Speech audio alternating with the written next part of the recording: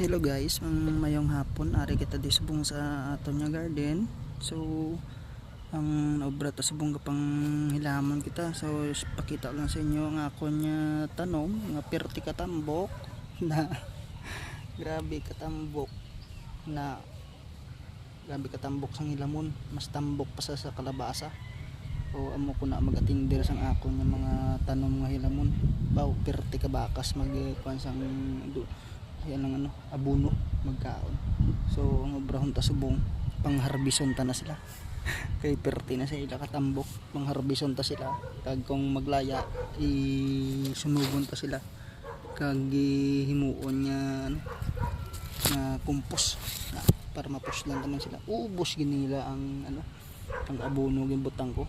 Ang dugay ko wala ka pang hilamon di kay sako ko sa pangharvest kag kuan panghilamon sa bag-o lang nagtulubo nga mga katumbal.